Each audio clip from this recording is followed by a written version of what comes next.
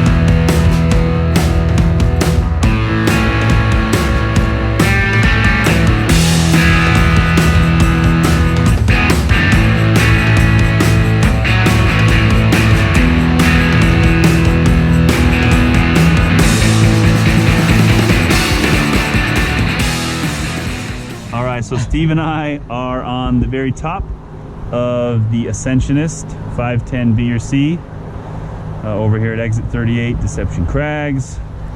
Looking down there, you've got the little crag right when you first come up to the trail. You can see a big group of people sitting down there, lots of people top roping and hanging out. Looking across to I-90 and out into the valley. I think you can see the very top of Mount Si over there, over the ridge line. It's probably pretty tiny on my camera. So we're gonna have to rappel down this, will be the next thing, which is pretty crazy. It's steppy at times, but then it's like overhanging. So we're gonna be rappelling into the air, which will be pretty cool. Hopefully we'll have a few shots. Steve, what are your first impressions of this route? What do you think? It's fun. Yeah. It's good. Okay, good. Good What did you feel like on the ratings and pitches and whatnot? Any favorites? Anything that you thought was harder than you expected or easier? I think there's maybe it's not very consistent. So none of the pitches are very consistent, I would say, in terms of their grade. Like the harder pitches, probably pitches 2 and 3. There are really just a couple moves each that are in that grade. But it felt actually a little stiff for exit 38. I wouldn't say it's stiff, but for exit 38 it seemed a little stiffer. Yeah, and I agree, because we've climbed here up to 11A red points. Steve had a project that was what, 12B, 12A? Yeah. That he had almost finished, one move away. So for exit 38, I felt like this was a little stiffer than some of the 10 BCs that you'll find down there, but it's also longer, so part of that could just be the endurance factor. Like definitely on like parts of, less on pitch 2, but on pitch 3 after leading pitch 2, coming across, and then I think I kind of got out of sequence. It got me pretty pumped out getting up and around after the traverse. So it's definitely worth checking out. It's got a lot of good bolts, so I think you're safe for the most part. There's a couple parts where the initial bolt, there's a ledge below, so you kind of got to watch what you're doing. You could deck onto a ledge, but there's only a couple parts like that, and you can mitigate it. So Pitch 3, the really exposed one, is really well bolted, so it pretty much feels safe the whole time anyways, even though it's exposed. And I would bring, I know like the description said like at least 4 alpine draws. I think I would say 7 alpine draws at least. I mean, the other thing is anything you do with a quick draw, you can do with an alpine draw. You don't have to extend them every time anyway. So being able to extend a lot on pitch 2, pitch 3 in particular, even pitch 5, because it kind of goes in and then back overhanging, definitely helpful. So I also think pitch 5 is underrated. I don't know why no one talks about pitch 5. Yeah, pitch 5 was really cool. Yeah, like really the upper steep part of it. It's like hero climbing, big jugs. Yeah. But steep. And it's there, but you have to find it, and it's steep. Yeah, and then this last pitch, pitch 6, is 5.9. I mean, personally, to me, it felt like 5.7-ish, but I've got decent upper body strength. The first like 2 or 3 moves are kind of big pulls on flakes. It's a little overhanging before you get your feet up. And then after that, it's just a ramp to the top. So last pitch is pretty tame, I think. You just got to pull a couple times and get clipped.